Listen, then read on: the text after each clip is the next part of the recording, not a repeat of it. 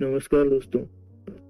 आज हम इस वीडियो में बात करने वाले हैं क्या सच में वर्ष 2023 इंडिया के लिए इम्पोर्टेंट है। हम कुछ न्यूज़ आर्टिकल्स और कुछ फैक्ट्स के जरिए ये सब समझेंगे। इससे पहले कि मैं वीडियो स्टार्ट करूं, आप प्लीज़ चैनल को सब्सक्राइब कर लीजिए क्योंकि बहुत ही गजब की जानकारी देने वाला हूँ। हम 4 लेसन्स पर बात करेंगे, तो चलिए वीडियो पर आते हैं। पहला लेसन है इंडियन इकोनॉमी पर।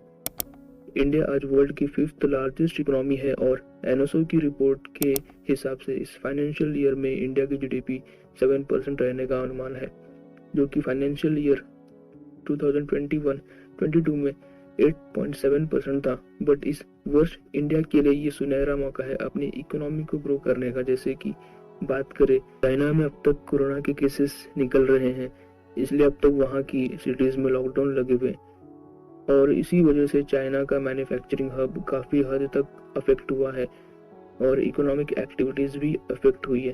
साथ ही मौका है ग्लोबल कॉरपोरेशंस के पास भी अपनी डिपेंडेंसीज को चाइना पर से शिफ्ट करने का। इंडियन गवर्नमेंट को अब 3 से 4 मैन्युफैक्चरिंग हब लॉन्च करने चाहिए, वो भी फुल कनेक्टिविटी के साथ। एंड यस, इससे हमारे इंडिया में बने हुए प्रोडक्ट्स भी ग्लोबल मार्केट में बिकेंगे। एंड यस, हमें भी वर्ल्ड में एक कॉम्पिटिटिव मार्केट की दिशा में देखा जाएगा। इंडिया के पास प्रोडक्शन लिंक्ड इंसेंटिव स्कीम है, इससे हमारे मैन्युफैक्चरिंग और एक्सपोर्ट्स बूस्ट होगा और इस स्कीम से दोनों डोमेस्टिक और फॉरेन इन्वेस्टर्स को tax concession and quick license clearance भी मिलेगा, जिससे कि इंडिया में फॉरेन इन्वेस्टर्स इजीली इन्वेस्ट कर सकेंगे। मॉर्गन स्टैनली की डेटा से हमें ये पता चलता है कि इंडिया का मैन्युफैक्चरिंग हब वर्ष 2031 तक बढ़कर 21% हो जाएगा, जो कि अभी 15.6% है। और वर्ल्ड बैंक की एक रिपोर्ट नेविगेट द स्टॉर्म के अनुसार इंडियन इकोनॉमी एक बेहतर पोजीशन पर है, एक्सटर्नल बिगड़ती हुई इकोनॉमी होने पर भी और इमर्जिंग इकोनॉमीज में भी स्लोडाउन देखने को मिल रहा है। इससे इंडियन मार्केट एक अल्टरनेटिव होगा इस वर्ल्ड के लिए इन्वेस्टमेंट करने का। एनर्जी ट्रांजिशन भी इंडियन इकोनॉमिक की ग्रोथ में हेल्प करेगा। 2021 में वर्ल्ड इकोनॉमिक फोरम की एक रिपोर्ट रिलीज हुई थी। इस रिपोर्ट में इंडिया की रैंक 87 थी 110 कंट्रीज में से। हम इस ग्राफ की मदद से देखेंगे इंडिया की रिन्यूएबल एनर्जी 2012 से 22 तक कितनी स्पीड से ग्रो किया है। जैसे जैसे इंडिया की एनर्जी की डिमांड इंक्रीज हो रही है, इंडिया इन डिमांड्स को रिन्यूएबल एनर्जी की सोर्स से फुलफिल कर रहा है, including solar energy, biogas, small hydro power, biomass power, urban and industrial power, wind energy etcetera etcetera. और कन्वेंशनल एनर्जी सोर्सेस के यूज से इंडिया की डिपेंडेंसी एनर्जी इंपोर्ट पर काफी हद तक कम हो जाएगी। अब दूसरे लेसन की बात करते हैं। G20 की प्रेसिडेंसी इंडिया के पास है। चलिए पहले हम G20 के बारे में कुछ जान लेते हैं। G20 19 देश और यूरोपियन यूनियन का संगठन है। यह संगठन वर्ल्ड का 85% जीडीपी, 75% ग्लोबल ट्रेड और वर्ल्ड का 2/3 पॉपुलेशन कैरी करता है। इसे साल 1999 में इस्टेब्लिश किया गया था एशियन फाइनेंशियल क्राइसिस के बाद, और 2007-8 में की फाइनेंशियल क्राइसिस के बाद इसे एक्सपांड किया गया था और 2009 में इसे एक डेजिग्नेशन दिया गया premier forum for international economic corporation के नाम से।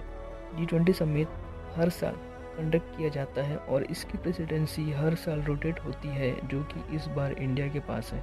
G20 पहले मैक्रो इकोनॉमिक इश्यूज पर फोकस करता था, बट जब से इसका एक्सपांशन हुआ है, trade, climate change, sustainable development, health, agriculture, energy, environment, climate change और एंटी करप्शन जैसे इश्यूज पर भी फोकस करने लगा है। यहाँ पर list of member countries G20 के हैं, आप वीडियो पॉज करके देख लीजिए प्लीज़। अब इंडिया इस मंच का यूज़ करके अपनी फॉरेन पॉलिसी को और भी स्ट्रॉन्ग कर सकता है। जैसे कि इंडिया ने G20 समिट में कुछ देशों को एज ए गेस्ट इनवाइट किया है, जैसे कि Bangladesh, Egypt, Mauritius, Netherlands, Nigeria, Oman, Singapore, Spain और यूएई को। यूएई तो इंडिया का स्ट्रेटजिक पार्टनर है ही, और इंडिया के साथ यूएई ने कॉम्प्रहेंसिव इकोनॉमिक पार्टनरशिप एग्रीमेंट भी साइन किया है, जो कि इंडिया को मिडल ईस्ट में कनेक्टिविटी में हेल्प करेगा और ट्रेड के लिहाज से इंडिया के लिए बहुत ही इम्पोर्टेंट है।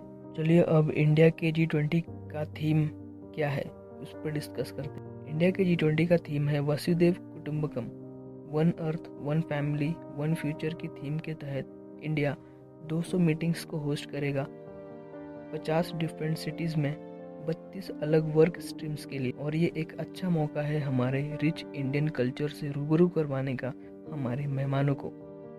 चलिए अब तीसरे लेसन की बात करते हैं, इंडिया का स्पेस प्रोग्राम। वैसे तो हमारी स्पेस एजेंसी इसरो ने बहुत सारी माइलस्टोन्स को अचीव किया है, जैसे कि सबसे ज़्यादा सैटेलाइट्स को एक साथ लॉन्च करना हो या अलग अलग देशों के सैटेलाइट्स लॉन्च करना हो। अभी जैसे कि इसरो ने अनाउंस किया है इस वर्ष के जून तक चंद्रयान 3 लॉन्च करने का, और ये मिशन हमें फ्यूचर में हेल्प करेगा इंटरप्लैनेटरी एक्सप्लोरेशंस के लिए। और इसके बाद गगनयान मिशन भी है जिसमें हमारे कुछ एस्ट्रोनॉट्स जाएंगे, जो कि India's first human space flight होगा। अब इसी क्रम में बात करें, इंडिया में बहुत सारी स्पेस टेक स्टार्टअप्स भी हैं जो कि इसी लाइन में काम कर रही हैं, जैसे कि स्काईरूट एरोस्पेस, अग्निकुल कॉस्मोस है, पिक्सल है, और बहुत सारी प्राइवेट स्पेस एजेंसीज हैं जो कि इसरो के साथ मिलकर काम कर रही हैं। चलिए अब चौथे लेसन की बात करते हैं, India can play a role in shaping a new global order. India की जो तेजी से बढ़ती हुई इकोनॉमिक ग्रोथ है, उस ट्रैजेक्टरी को ऐसे ही बनाकर रखना चाहिए और ऐसे दिखाना है कि वह एक लिबरल डेमोक्रेसी के दायरे में रहकर अपने टारगेट्स को अचीव करने में कैपेबल है। अगर हम वर्ल्ड बैंक की रिपोर्ट को स्टडी करें तो इंडिया पिछले डिकेड में 10% पॉपुलेशन को एक्सट्रीम पॉवर्टी से निकालने में काफ़ी हद तक कामयाब हुआ है और आगे भी उम्मीद है। IMF की रिपोर्ट के हिसाब से कंजम्पशन इनइक्वालिटी 2020-21 में सबसे निचले स्तर पर था पिछले 4 दशकों में, जिसमें कोरोना महामारी के दौरान 80 करोड़ लोगों को मुफ्त अनाज राशन 2 गुना कर दिया गया था। तो इसी हिसाब से India is no longer the country with most extreme poverty. अगर हम इन डेटास को एनालिसिस करेंगे तो हमें यही पता चलता है इंडिया के लिए वर्ष 2023 बहुत ही इम्पोर्टेंट होने वाला है। अब वो चाहे किसी भी कॉन्टेक्स्ट में हो, चाहे वो ग्लोबल इकोनॉमी में हो, कंट्रीब्यूशन में हो, डिफेंस सेक्टर में हो, स्पेस प्रोग्राम में हो, या फिर इंटरनेशनल रिलेशनशिप में हो। दोस्तों, अगर आपको ये वीडियो अच्छी लगी तो प्लीज़ वीडियो को लाइक कीजिए, शेयर कीजिए और चैनल को सब्सक्राइब कीजिए। जय हिंद।